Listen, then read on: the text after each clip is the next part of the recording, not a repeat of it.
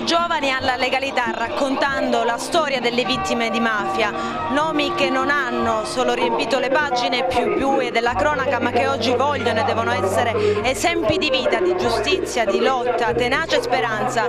Questo è lo spirito della marcia della legalità organizzata dal comune di Joppolo Giancazio nell'Agrigentino ed è arrivata quest'anno alla sua quarta edizione. Il vento del cambiamento deve partire dal creare una nuova coscienza nei più piccoli, nei giovani. In marcia per ricordare significa percorrere un cammino sulle orme di quegli uomini che sono orgoglio della terra di Sicilia.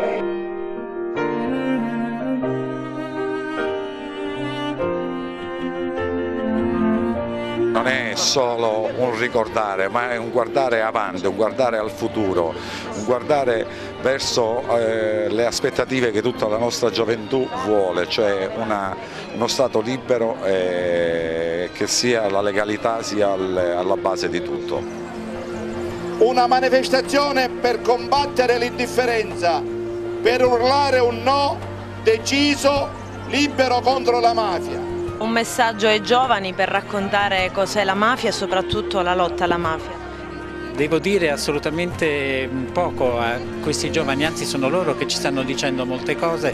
Io già nei pochi giorni, nelle poche settimane da quando ho assunto l'incarico ho avuto occasione di incontrarli e di vedere quanto sono motivati e quanto credono nella necessità di fare un corpo unico con una sola idea, che è quella di contrastare questa malattia endemica che tanto costa alla società siciliana. Sono molto fiducioso perché questi ragazzi hanno le idee chiare e sanno dove vogliono andare e noi li sosterremo in tutte le maniere possibili. Per noi è un giorno di festa, per la scuola agrigentina è un giorno di festa, perché il lavoro che facciamo nei nostri processi educativi c'è sempre al cuore anche la legalità, grazie anche a tutte le forze dell'ordine che ci aiutano in questa attività anche pedagogica durante l'anno scolastico.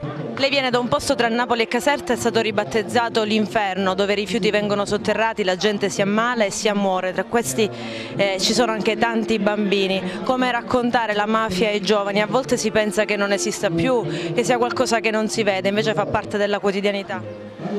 Eh sì, la mafia si trasforma, è un camaleonte che continuamente si trasforma, quindi certamente non esiste più un tipo di mafia, ne esistono altri tipi di mafia, ma soprattutto esiste questa mafia che sa intrufolarsi all'interno delle istituzioni e questo fa molto male ed è anche più difficile anche combatterla, per cui ci vogliono delle leggi adeguate, bisogna essere severissimi con queste persone qua. È nato l'ecoreato, ma è abbastanza? No, non è abbastanza, però tu pensa che fino a 3 anni fa non avevamo neanche una legge sugli ecoreati, quindi adesso ce l'abbiamo grazie anche alla lotta che abbiamo fatto noi, ringraziamo il Signore. Certo poteva essere fatta meglio quella legge, però già è una cosa. Anche Ignazio Cutrò alla marcia della legalità a Joppolo. Ignazio Cutrò, lo ricordiamo, imprenditore di Bivona e anche presidente dell'associazione Testimoni di Giustizia. Ignazio Cutrò ha denunciato i suoi estorsori e li ha fatti processare. Lo rifarebbe? Sì, lo rifarei e lo rifarei come ho fatto questa salita, perché credo effettivamente che noi dobbiamo lottare per un ideale di giustizia e dobbiamo rimanere noi nella nostra terra, i mafiosi devono andare via ed è così, noi abbiamo vinto e loro hanno perso. Apre le porte dopo 20 anni a Joppolo Giancazio il Parco Natura, è stato intitolato a Pippo Fava, giornalista ucciso dalla mafia. Ci sono dei veri e propri percorsi per grandi e per piccoli. Esatto, finalmente siamo riusciti, diciamo, ad avere questo parco, oggi ci hanno consegnato i locali e avere questo nome, diciamo, questa valenza antimafia è un vero e proprio onore. Ancora una volta tantissime scuole, tantissime personalità del mondo non solo della politica ma soprattutto delle istituzioni qui a Joppolo per dire no alla mafia.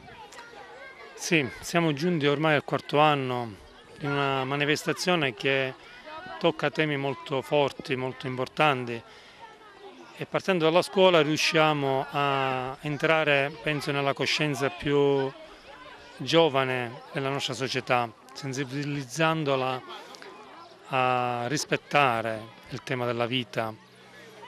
Quest'anno abbiamo voluto ricordare i 25 anni della presenza di Giovanni Paolo II nella Valle dei Templi, dove, apprezzando la bellezza della valle, ricordando che uno di questi templi si chiama Concordia, ha auspicato 25 anni fa che la nostra terra possa vivere in pace. Occorre una civiltà della vita che si contrapponga a quella di morte che vuole la mafia. Uccidere innocenti. Dio ha detto una cosa, non uccidere.